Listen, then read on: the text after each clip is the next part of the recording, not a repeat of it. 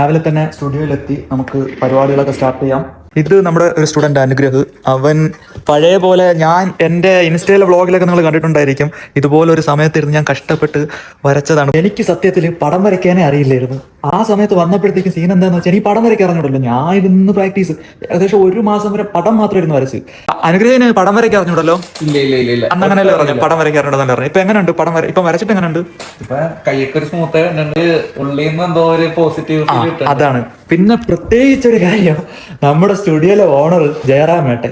ഈ പുള്ളിക്കാരനെ ഞാൻ പരിചയപ്പെട്ടപ്പോൾ എനിക്ക് മനസ്സിലായത് നമ്മൾ ലൈവിലുള്ള കാര്യങ്ങളൊന്നും പറയൂല. നമ്മളൊരു 10 വർഷം 5 വർഷം കഴിഞ്ഞിട്ടുള്ള കാര്യങ്ങളൊക്കെ ഇപ്പോഴേ നമ്മൾ വർക്കൗട്ട് ചെയ്യണം എന്ന് പറഞ്ഞു പറഞ്ഞ ഒരു വലിയ മനുഷ്യനാണ്. പറഞ്ഞ പല കാര്യങ്ങളും നടന്നിട്ടുണ്ട്. കുറച്ച് കാര്യങ്ങളൊക്കെ ഇപ്പം പ്രോസസ്സിങ്ങിലാണ്. അതൊന്നും ഇപ്പം റിവീൽ ചെയ്യാൻ പറ്റില്ല. എന്റെ വ്ളോഗിൽ എല്ലാം ഞാൻ ചെയ്യും. പടം കുറച്ച് കംപ്ലീറ്റ് ആകാൻ വേണ്ടിയിട്ടുണ്ട്.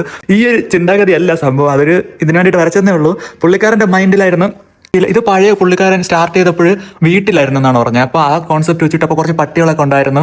അപ്പോൾ അങ്ങനെ പിന്നെ കുറേ സെലിബ്രിറ്റികളൊക്കെ വന്നിട്ടാണ് നമ്മൾ സംഭവം ഇൻഫെക്റ്റഡ് മോങ്സിൽ വന്ന് ടാറ്റു വെച്ചിട്ടുണ്ട്. അപ്പോൾ അത് റിലേറ്റഡ് ആണ്. മീൻസ് അതൊന്നും ഷാജി പാപ്പനോ ഷമ്മിയൊന്നും അല്ല. അതൊരു കോൺസെപ്റ്റ്, മറ്റേ മ്യൂസിഷ്യൻ, സ്പോർട്സ്, അങ്ങനെയുള്ള സംഭവമൊക്കെയാണ് അത് ഉദ്ദേശിക്കുന്നത്. സംഭവം അങ്ങനെ വീട്ടിൽ സ്റ്റാർട്ട് ചെയ്ത് അത് കഴിഞ്ഞ് നേരെ പുള്ളിക്കാരൻ സ്റ്റുഡിയോ നല്ല അടിപൊളിയായിട്ട് കൊച്ചിയിലെ ഏറ്റവും ടോപ്പ് സ്ഥലത്ത് തന്നെ സ്റ്റാർട്ട് ചെയ്ത് അതിൻ്റെയാണ് ആ പിക്ചർ. പിന്നെ അവിടെ നിന്ന് നേരെ കടൽ കടന്ന് ഫ്ലൈറ്റൊക്കെ ഇവിടെ ഉണ്ട്. ഫ്ലൈറ്റ് കടന്ന് നേരെ ആക്ച്വലി ബാൻബറിയിലാണ് അടുത്തത് സ്റ്റാർട്ട് ചെയ്തത്, മീൻസ് UK.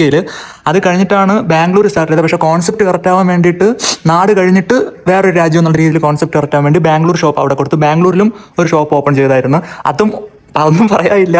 പുള്ളിക്കാരെന്താ ഇവിടെ ഇരുന്ന് ചിന്തിച്ചിട്ട് ഇത്രയും കാര്യങ്ങൾ ചെയ്ത് തീർത്തത്. ബാൻബറി ഓപ്പൺ ചെയ്ത് 1 വർഷം ആയപ്പോഴത്തേക്കും തന്നെ നേരെ കോവൻട്രിയിൽ ഓപ്പൺ ചെയ്ത് ഇപ്പം അടുത്ത ഏറ്റവും വലിയ അടിപൊളി പരിപാടി. ഇത് കോവൻട്രി ഷോപ്പാണ്. ഇത് കുറച്ചും കൂടെ നമുക്ക് സെറ്റ് ആക്കാൻ വേണ്ടിയിട്ടുണ്ട്.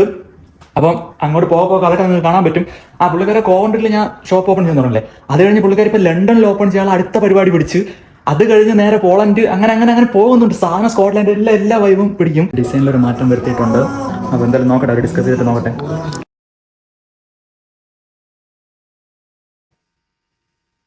ക്ലയന്റ് ഒക്കെ ഹാപ്പിയാണ്. ഇതാണ് ഔട്ട്പുട്ട്. ഞാൻ പ്രൊമോഷന്റെ ഭാഗമായിട്ട് എല്ലാവരും വീഡിയോ എടുക്കുകയാണ്.